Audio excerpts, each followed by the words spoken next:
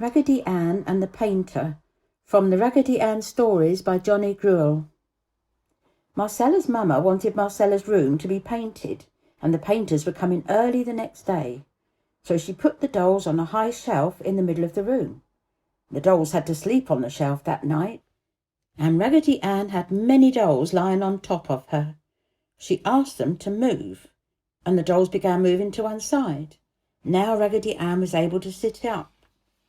"Thank you, that's so much better," she said. "I'll be happy when morning comes. Marcella will take us to the garden and play with us." The dolls did not sleep that night. They sat and talked all night long.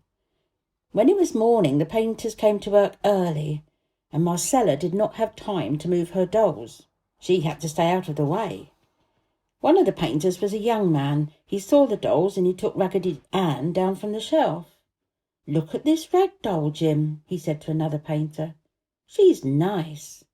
He began to whistle a song. He took Raggedy Ann by the hands and he danced with her, and she enjoyed the dance a lot. The other dolls sat on the shelf and did not move. They did not want the men to know that the dolls were really alive. "Put her back on the shelf," said one of the other men. "The little girl will be angry with you." But the young painter danced and danced with Raggedy Ann. Finally he started throwing her up in the air and catching her, and this was fun for Raggedy. As she flew up near the shelf, the dolls smiled at her. They were happy for her. But the next time the young painter threw Raggedy Ann up into the air, he couldn't catch her, and she fell into a bucket of paint. "I told you," said the older painter, "and now you'll be in trouble." "Oh, I didn't mean to," said the young painter. "Oh, what should I do?" "Put her back on the shelf," answered the old man. So the young painter put Raggedy Ann back upon the shelf, and the paint on her head fell down onto her dress. After breakfast, Marcella came into the room. She saw Raggedy with paint all over her, and she began to cry.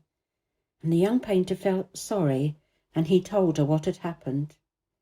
"If you'll let me," he said, "I'll take her home and clean her up, and I'll bring her back in 2 days."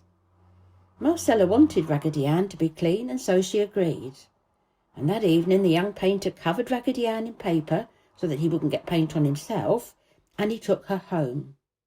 All the dolls felt sad that night because Raggedy Ann was not with them. "Poor Raggedy, I wanted to cry when I saw the paint all over her," said Liza. "Well, she didn't look like our Raggedy Ann at all," said the tin soldier, and he was crying. "The paint covered her smile and nose. You couldn't even see her button eyes," said Helen. And so the dolls talked that night and the next night. But in the daytime, when the painters were there, the dolls stayed quiet. On the second day, the young painter brought Raggedy home, and she looked clean, and Marcella hugged her and thanked the painter. After dinner, Marcella came in and put Raggedy on the shelf with the other dolls. And when the house was quiet for the night, the dolls said, "Tell us what happened, Raggedy Ann." "Oh, I'm so happy I fell in the paint," said Raggedy. "I had the happiest time. The painter took me home and he told his mammy why I was covered with paint. She took a rag and she cleaned my button eyes. And then I saw that she was a very pretty lady. But the paint had gone inside my head," said Raggedy Ann. "It made the cotton inside wet and I couldn't think clearly, and my hair had paint in it. So the kind lady took off my hair, and then she opened my head and took out all the wet cotton. Oh, I felt so much better then. The next day she washed the paint off me, and then she hung me on the clothesline to dry. And while I hung out on the clothesline, what do you think happened?" "We don't know," all the dolls cried. "Well, a little bird came and sat near me, and she picked cotton from my head to make her nest."